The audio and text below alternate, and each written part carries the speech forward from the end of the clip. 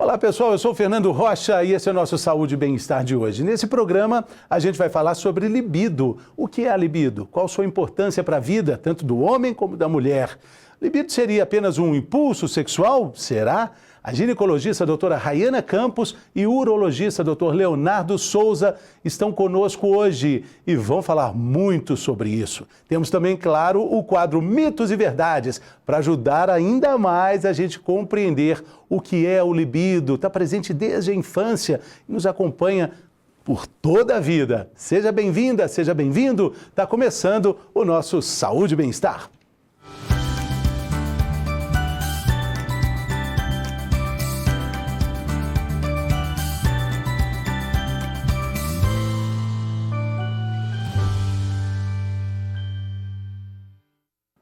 Muito bem, vamos começar o programa. Estão falando sobre libido. Muitas dúvidas com relação a isso. Em latim significa desejo ou anseio. Para muitos tem relação com sexualidade, sensação de prazer, mas para Freud a libido vai além. Ela seria originada numa pulsão de vida, funciona como uma força propulsora, que não é restrita aos aspectos físicos.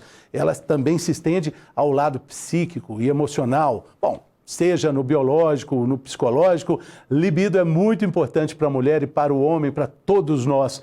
E quando existe alguma alteração, alguma complicação com essa questão, as consequências podem ser traumáticas. A gente vai entender melhor isso, dividindo dois blocos, sendo que no primeiro a gente fala sobre a libido feminina. A gente tem a alegria de receber aqui a ginecologista a doutora Rayana Campos. Bem-vinda, doutora. Obrigada, Fernando. Aproveito para mandar um abraço para a sua cidade querida, que eu gosto muito. São Domingos do Prata. Grande abraço lá para todos lá, em especial Celso Adolfo, Afonso Drummond, Zé Maia. Muito bacana. Vamos lá então, doutora? Vamos sim. Como é que a ginecologia define a libido na sua visão prática de consultório? A gente fazer essa definição é muito importante, porque existe uma confusão nas mulheres em relação ao que é a libido, em relação ao prazer, ao orgasmo. Está ligado muito a isso. A libido, na verdade, é o desejo sexual. Então, é a vontade que a mulher vai ter de ter relação. E a libido da mulher, ela é muito mais responsiva do que espontânea. Então, qual que é a diferença? Por exemplo, o homem. A libido do homem, ela pode ser muito espontânea. Então, tá andando em algum lugar, vê alguma mulher bonita, alguma coisa, tem um desejo sexual. A mulher, ela tem uma libido muito mais responsiva, então ela precisa ser estimulada, precisa ter um ambiente legal. Então, a libido da mulher, ela é um pouco diferente e por isso mesmo ela é influenciada por vários fatores. A gente tem muita queixa feminina de libido, né? E aí a gente tem essa diferença. Muitas vezes a pessoa acha, eu tenho vontade de ter relação, mas não tenho prazer. Isso não está relacionado à libido, isso pode ter outras coisas. A libido é aquele desejo mesmo. E tem uma fase da vida que essa libido tá mais proeminente, ela se expressa mais? Tem. Na verdade, eu costumo falar muito com os pacientes que a libido, a gente divide a libido como se fosse uma pizza de 8 fatias. Então, a gente tem 8 fatores e cada fatia dessa pizza contribui igualmente para a libido feminina. Então, e uma dessas fatias é exatamente a fase da vida. Tem os outros fatores, né? A parte hormonal, bem-estar físico, bem-estar mental, a questão do relacionamento, como está o relacionamento. Mas a fase da vida é importante. Mas não existe, assim, uma fase que eu vou te falar assim, olha, nessa idade a libido da mulher está melhor, porque isso depende de mulher para mulher. Mas como que essa fase influencia? Por exemplo, se é uma mulher que está solteira, ou uma mulher que está ali no início do relacionamento, no início do casamento, um casal que está junto há muitos anos e que às vezes acaba caindo na rotina. Outro exemplo, assim, que a gente tem muita queixa de libido é paciente pós-parto, né? Então, as mulheres ali, nos primeiros meses do neném, elas têm realmente, o organismo está ali voltado para amamentar, ela está tendo uma readaptação pós-nascimento do bebê, principalmente depois do primeiro filho, e aí é um período que a mulher tem uma libido mais baixa. Outro período que, às vezes, classicamente, né, a gente acha que está relacionado a uma libido pior, é o período da menopausa. menopausa.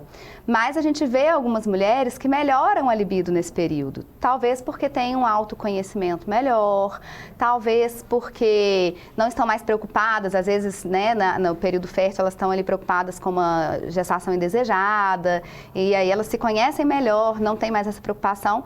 Tem muitas mulheres que melhoram a libido nesse período. Então, isso é variável, mas depende da fase da vida naquela mulher. Pelo que a gente está vendo aqui, o aspecto emocional tem uma ligação direta com tudo isso que a gente está falando, né? Tem. Eu estava falando das fatias, né? Então, falei que uma das fatias é a questão das fases da vida. Uma das outras, né, a segunda fatia seria o relacionamento. Então, como está o seu relacionamento? Porque a mulher, como eu falei, tem uma libido responsiva. Então, se está um relacionamento ruim, ela não vai querer ter relação, ela não vai ter desejo, né? Então, saber como está ali aquele relacionamento é importante. Outra coisa muito importante, que seria uma outra fatia, é a questão do tabu. Passar por cima dos tabus, né? Historicamente, a mulher, ela não foi, assim, a gente não foi treinada para ter desejo, a gente foi treinada para ser desejada. Então, assim, tem o tabu em relação ao ímen, daquela questão de se guardar. Então, muitas mulheres, elas têm vergonha de falar sobre isso, de queixar perda de libido, de conversar sobre a sexualidade. E isso vai deixando cada vez essa libido pior. Vai tudo para debaixo do tapete. Vai tudo para debaixo do tapete. E aí, quando entram questões que são importantes, como, por exemplo, fertilidade, que é outra sua especialidade, Sim. Isso aí vai se convergir num problema. Sim, porque, né, assim, a mulher, ela tem vergonha muitas vezes de conversar sobre isso e até de falar sobre problemas, né, em relação à gestação. Aí a gente entra em outra coisa também, né, que até o Dr. Leonardo vai falar um pouquinho no próximo bloco. Sim, a gente está dividindo aqui, né, temos um urologista no segundo bloco, uma ginecologista no primeiro. Mas, assim, a gente entra também num ponto que os homens geralmente não acham que eles vão ter problema de fertilidade, então aquela culpa de, não consigo engravidar e tudo acaba se recaindo um pouco para a mulher, né? Eu acabo vendo isso no consultório. E isso acaba afetando na libido também. Então, a gente tem toda essa influência. E a questão psicológica, tanto disso que a gente falou, de como está o relacionamento, quanto da questão do seu bem-estar, né, de ter uma autoestima, de se conhecer bem, é muito importante. Eu costumo falar com as pacientes, assim, você tem que se gostar, você tem que se conhecer para você desejar o outro e gostar do outro. Isso é muito importante também. Exatamente.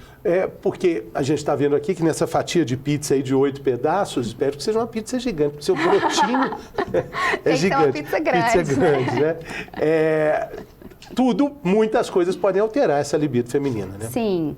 E a gente tem também a outra parte, que seria a parte hormonal, né? Que é muito falada.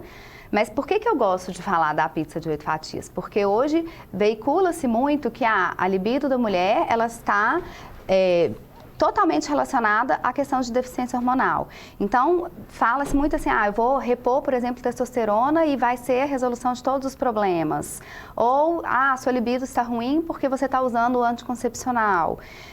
E existe o fator hormonal, mas é um dos fatores só, né?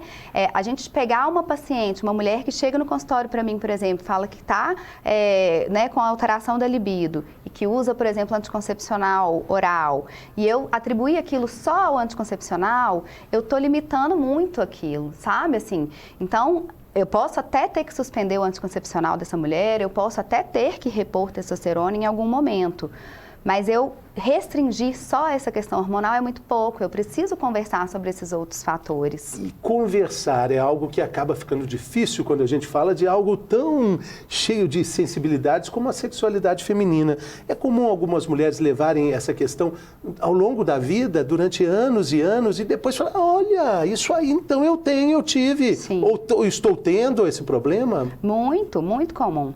E tem um outro fator que a gente vive no consultório, que é a questão da confiança da mulher no profissional. Então, assim, a ginecologia, né, a paciente que vai no ginecologista, querendo ou não, é uma coisa muito íntima. E, às vezes, elas não falam nas primeiras consultas, até criar uma intimidade com o ginecologista, até ter, né, assim, criar, assim, uma vontade de falar mesmo, né? Eu brinco muito que o ginecologista, ele é um pouco psicólogo, é o clínico da mulher, muita mulher vai só no ginecologista. E mesmo porque, doutora, só fazendo um parêntese, a mulher acostumou-se a ir ao ginecologista desde a adolescência, né? Ao contrário do homem, depois a gente vai falar com o urologista, muitas vezes o consultório do urologista tem lá a mulher que o cara está sendo empurrado para fazer a consulta, né? Com certeza. A mulher vai sempre. E isso é legal também da ginecologia, né? Porque a gente tende a acompanhar aquela paciente nas fases todas da vida. Mas até ela criar essa intimidade, às vezes, para falar de um problema sexual, isso pode demorar algumas consultas. Eu vejo isso muito, assim. Às vezes, na primeira consulta, eu sempre questiono, né, sobre a parte sexual, se está tudo bem, se tem alguma queixa. E aí, teve uma paciente recente que falou assim, não, doutora, está tudo ótimo. Aí, ela pediu uns exames, ela voltou com os exames e falou assim, doutora, vamos conversar sobre minha libido. Eu falei, mas estava tudo ótimo semana passada. Então, porque ela precisa, às vezes, ter essa confiança, ter uma empatia, né, se identificar com o ginecologista para poder tocar nesses assuntos. E muitas vezes cabe ao ginecologista investigar até causas de outras doenças que estão ali ligadas a essas questões até físicas que indicam a falta de libido. No caso da mulher, questão da lubrificação, questão hormonal também, como você disse. Com certeza. E não só da parte de hormônios sexuais, porque a gente foca muito nisso, né? No uso de contraceptivos hormonais ou na dosagem de hormônios sexuais, como a testosterona, mas a gente pode ter outras alterações da tireoide, por exemplo, que vão, né, trazer uma alteração de todo o organismo, inclusive da parte sexual. A parte de lubrificação, que fica muito prejudicada no período da menopausa, no pós-parto, quando a mulher está amamentando. E aí a paciente acaba tendo, né, a mulher acaba tendo dor na relação por falta de lubrificação, e aí ela não quer ter relação, porque ela não quer ter relação com dor. E aí, né, e acaba, às vezes, não querendo conversar sobre isso e tendo, né, essas questões envolvidas também. E na menopausa, existe todo um trabalho para que ela entenda a janela de oportunidades que pode aparecer nessa fase da vida? Sim. E assim, o período da menopausa, né, é uma mulher que já se conhece muito bem, é uma mulher que já está madura em relação ao que ela quer. Então, assim, é claro que a gente sabe que tem um tanto de coisa, um turbilhão hormonal ali, ela tem sintomas que vão, às vezes, prejudicar e que vão alterar a libido, mas que é um momento também que, se a gente conseguir ali agir em pequenos pontos, por exemplo, nesse ponto da lubrificação, às vezes pensando numa terapia hormonal, é um momento que a mulher se autoconhece muito bem. Então, ela tem uma possibilidade muito grande de ter o melhor momento ali daquela libido. Mas isso tudo, assim, a gente tem que abordar bem, que conversar bem no consultório. Até porque na menopausa ela perde também hormônios protetores, né? Exato. Do coração, por exemplo, né? Sim, então, assim, é um período que a gente precisa estar perto, né? Estar junto da mulher. E esse tratamento, ele é efetivamente direcionado à libido ou direcionado a todo o conjunto? Ele é mais holístico quando se trata? Todo conjunto. Na verdade, assim, a gente não tem um tratamento padrão, porque vai depender até da queixa da mulher, porque tem mulheres que o que mais vai incomodar é a libido, é a falta de libido. Então, a gente tem tratamentos específicos que às vezes vão agir melhor na parte da libido. Tem mulheres que sentem aqueles calores, né? O que mais incomoda é aquele calorão da menopausa, que a gente chama de fogachos. Então, a gente age mais focado nisso, mas sabendo que tudo é importante, inclusive uma qualidade de vida, assim, melhora dos hábitos de vida. Então, melhorar a alimentação, fazer atividade física. Isso também impacta nessa, né, adaptação da questão hormonal em todas as fases da vida e na libido. É uma outra das fatias lá que eu falei com você. É claro que a pandemia foi também deu pano para manga para se tratar de libido, né? Sim. A gente teve os dois lados, né? Assim, eu falo que eu vi muito isso no consultório, né? Principalmente no início, quando fechou-se tudo, quando a gente ficou muito isolado dentro de casa. Eu tive muitas pacientes que falaram assim, olha, tinha muito tempo que eu não conversava direito com meu parceiro, e aí isso foi muito bom, porque a gente começou a conviver melhor, minha libido melhorou muito, a gente estava mais focada ali dentro do relacionamento, e eu tive o outro lado também, de pacientes que falaram assim, agora é que eu não aguento mais olhar para a cara do meu marido. Então, mas tiveram esses dois lados, né? Mas esse lado eu achei muito legal, às vezes das pessoas voltarem a olhar para elas, né? Voltarem a olhar o casal dentro do relacionamento. Isso foi importante. E assim, não só de pandemia, mas dá para a gente colocar na mesma frase as interjornadas que a mulher tem, o terceiro, quarto turno para cuidar dos filhos, para cuidar dos afazeres, de toda a estrutura da casa, de tudo aquilo, de toda aquela agenda atarefadíssima. Onde a gente encaixa a libido nisso tudo aí? Exatamente. Então, assim, a libido da mulher, ela fica muito limitada, porque eu vou trabalhar, vou cuidar dos filhos, eu vou fazer 1 milhão de coisas, chegar à noite eu estou super cansada. Então, não tem hora para pensar nisso, né? E aí a gente age nisso no consultório também, porque a gente... E só um parênteses, a gente depois vai confirmar isso com o outro bloco, falando sobre a questão da sexualidade masculina. A mulher diz, em que tempo, que horas eu vou pensar nisso? E aí o homem pensa nisso a todo tempo. É um grande paradoxo, né? Sim. Mas aí é isso que às vezes eu falo com os pacientes, assim, quando a gente está falando de libido, eu falo assim, que momento que você fica sozinho com seu parceiro ou parceira? Que momento que vocês têm para falar de vocês dois? Não é para falar de conta da casa, não é para falar de filho, não é para falar de nada. Para conversar sobre a vida, para tomar um vinho... Acho que ela responde que não tem. Nenhum. E aí, um dos para-casas que às vezes a gente dá, né, assim, eu dou para-casa para as pacientes, dou dever de casa, do que tem que fazer.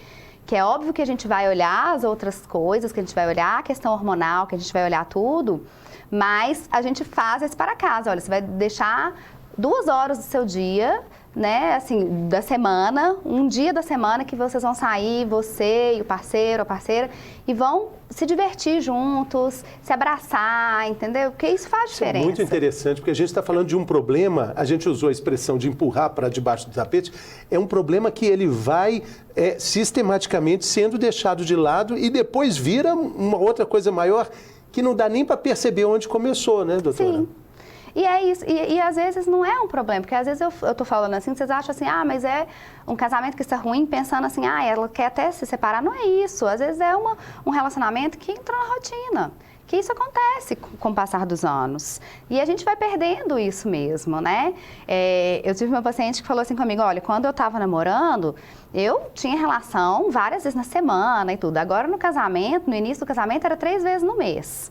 Agora, 1 vez e olhe lá, porque a gente vai esquecendo disso, mas vai tem pensando regra? em outras coisas. Não tem, né? Não tem regra. Isso é satisfação pessoal né? Assim, do casal também, né? Eu não tenho que te falar, olha, você tem que ter relação tantas vezes na semana. Isso é de cada pessoa. Até do ponto de vista clínico, pode-se definir a libido como tantas relações, tantas vontades de ter essa relação, dá para quantificar e qualificar isso? Também não é possível. Não, porque isso é muito relativo, né? Isso é muito subjetivo, na verdade. Porque talvez para mim eu ter, né, um tanto de relações durante a semana é ótimo, talvez para você é pouco. Então, isso é muito subjetivo. Na verdade, a libido é a vontade mesmo que você sente desse desejo sexual, mas independe de quantidade de vezes, né? E a gente está falando de fatores externos, quando a gente coloca aí o uso excessivo de álcool, drogas, isso também vai ter interferência. Também. É uma análise que tem que ser feita no consultório, né? Também. Então, assim, a gente pergunta sobre tudo. Eu falo muito da questão hormonal porque, assim, o que eu mais vejo no consultório é paciente chegando e falando assim, olha, eu quero usar um gel de testosterona porque minha vizinha usou e eu não estou querendo ter relação e para ela melhorou demais. E aí eu falo, não, calma, vamos conversar. Como é que tá a sua vida? Como é que tá seu relacionamento? Como é que tá seu nível de estresse? Né?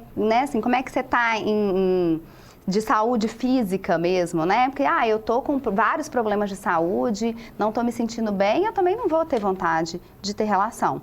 Então, a gente faz essa abordagem ampla para depois saber aonde a gente vai agir especificamente. E na gravidez? Na gravidez, a gente vê um tanto de, assim, é muito individual também. Existem vários textos que falam que a libido aumenta na gestação, até pelo nível hormonal que está aumentado e tudo. A gente tem, né, eu vejo muitas mulheres que isso acontece, que falam, nossa, minha libido melhorou demais na gestação. Mas tem o outro lado também, de algumas pacientes que estão ali estressadas com a gestação, preocupadas, às vezes tem medo de ter relação e trazer algum problema para a gravidez, e a gente sabe que não tem problema, né? E tem o marido ali do lado também vivendo aquela situação. Com certeza. Então a gente tem os dois lados. Tem pacientes que acham que a libido melhora muito e pacientes que pioram a libido. E aí a gente vai ir trabalhando cada caso também. Então é sempre bem direcionado. E tem os casos que o marido não quer também, porque acha que vai machucar o neném. Por isso que eu disse que tem um marido ali, né? Tem. Agora, inevitavelmente, depois do parto, aí vem uma área também de complicações com relação à libido, ou não? Tem.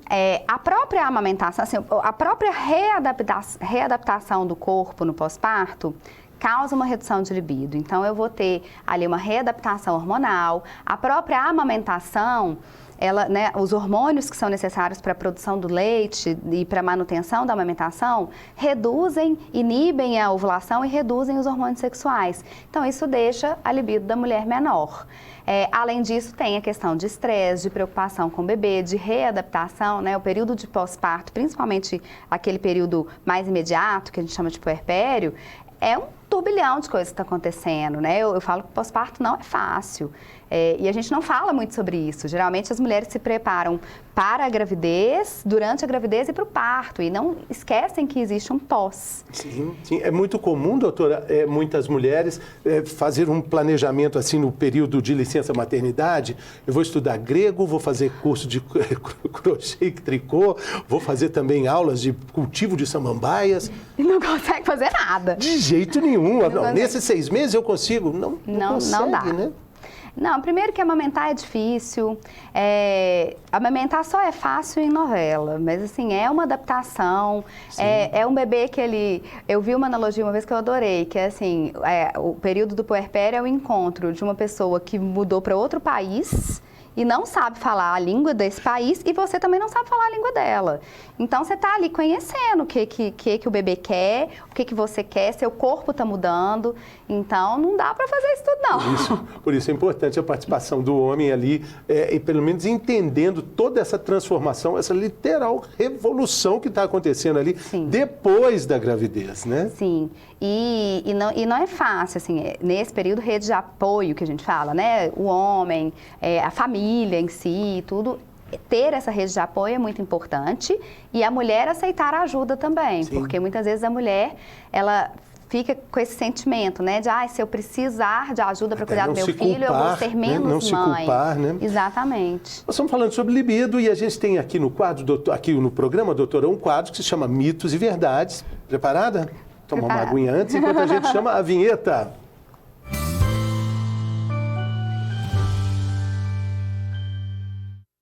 Libido, do ponto de vista feminino e masculino, estamos aqui com a doutora Rayana Campos, São Domingos do Prata, alegria, e vamos começar aqui o nosso Mitos e Verdades falando sobre libido feminina. Primeira questão você pode falar dentro da sua vivência clínica, vivência de consultório, fique à vontade para dizer também, fica no meio termo, tá bom? Joia. Primeira questão é essa, toda mulher tem problemas de libido, mito ou verdade? Mito. Não é toda mulher que tem, né? É claro que, assim, os problemas de libido são muito comuns, né? É uma queixa rotineira ali no consultório, mas não é toda mulher que tem. Então, é um mito. A outra questão. O homem sempre vai gostar mais de sexo do que a mulher. Mito ou verdade? Isso também é mito. Eu estava falando com você ali antes, né, que eu tenho pacientes que elas ficam assim comigo, doutora, fala com meu marido que não tem problema eu ter relação na gravidez. Às vezes elas ficam querendo e o marido que está ali fugindo. Talvez a diferença nisso aí é aquela abordagem que a senhora fez no início do programa, que essa atração feminina é diferente da atração masculina. Exatamente. Né? A mulher é mais sofisticada, né? É muito mais sofisticada, né? Tá vendo, né? E talvez não essa é simples assim, não. A mulher é complexa e sofisticada, né? Exatamente. Mas por isso talvez tenha essa ideia de que o homem só pensa nisso, né? Porque a libido do homem, né? Acho que o Dr. Leonardo vai falar até um pouco melhor do que eu, mas ela é mais fácil de ser ativadas, vamos dizer assim, né? A mulher, ela precisa de mais estímulo, em geral. A mulher pode perder ou pode conquistar a excitação durante o sexo. Mito ou verdade? Verdade. Como a libido da mulher ela é muito responsiva, então, às vezes, durante a relação, acontece alguma coisa... Uma frase. Aquela frase que derruba tudo. Exatamente. Então, que dá uma... Pode acontecer, né? Pode é verdade. acontecer, é verdade. A menopausa acaba com a libido feminina. Mito ou verdade? Pode ser verdade ou não, né? É o que a gente já falou um pouquinho também no programa, assim. A gente sabe que a menopausa, ela tem uma influência, principalmente na questão hormonal, que tem alteração na libido feminina, mas tem mulheres que não percebem isso e que, pela própria fase da vida, né, pela autoestima, pelo autoconhecimento, acham que é uma fase que melhora a libido. Isso pode acontecer. Mas, em geral, a menopausa tem um impacto, sim, na libido feminina. A perda da libido também pode estar ligada a uma disfunção sexual. Mito ou verdade? Verdade. Então, a gente tem, sim, né, disfunções sexuais que são doenças que precisam ser tratadas. E aí, por isso que a gente precisa avaliar em consultório, para saber, né, onde a gente precisa agir, se realmente há uma disfunção ou não. O álcool pode afetar a libido feminina. Mito ou verdade? Verdade também. Pode afetar... Não só o álcool, né? A gente falou um pouquinho álcool, outras drogas, cigarro. Mas o álcool dá aquela ignição assim, ele pode ser interessante também? Pode. Às vezes, um pouco, né? Assim, tem algumas pacientes que ficam muito inibidas, algumas mulheres que são muito inibidas, que aí entra aquela questão do tabu. Às vezes, um pouquinho de álcool serve para desinibir. E aí seria bom. Mas em excesso já pode atrapalhar também. Sim, o mesmo a gente diria das drogas, até cigarro a gente pode colocar nesse bojo também? Também. Cigarro, inclusive, afeta, assim, não só a libido, mas a fertilidade também, Sim. né? A qualidade de óvulos, por Combinação exemplo. do cigarro com anticoncepcional também, né? Outro risco, que né? aumenta o risco de trombose, por exemplo. E a outra também tem a ver com o anticoncepcional. A frase é essa: anticoncepcionais afetam o desejo sexual. Isso é mito ou é verdade? Também é aquela questão do meio termo. Pode ser verdade, a gente sabe sim que principalmente os anticoncepcionais hormonais que bloqueiam a ovulação, por exemplo, a pílula, eles reduzem o nível de hormônios sexuais, isso pode reduzir a libido. Mas a gente não pode resumir só a isso, a gente precisa avaliar também os outros fatores. Exato. É uma investigação de mão dupla, porque a gente está vendo aqui que é preciso que a paciente também se exponha e coloque ali um contexto para ser analisado da melhor forma possível. Exatamente. Né? E a gente viu nesse bloco que nem sempre isso acontece, né? Nem sempre, exatamente. Bom, doutora, queria te agradecer muito. Eu que agradeço. Desejar boa sorte no casamento. A doutora vai casar em breve. E desejo que esteja tudo bem. Volte sempre. Foi ótimo conversar com você. Eu que agradeço. Um abraço lá para os pais em São Domingos do Prata. Como é que eles chamam? Minha mãe chama Andréia e meu pai é Rafael. Seu Rafael. Valeu. Um grande abraço. Obrigada. A gente faz um rápido intervalo, depois a gente volta. Continua a falar sobre libido. Mas agora, do ponto de vista masculino, temos um urologista. É um rápido intervalo, a gente volta logo.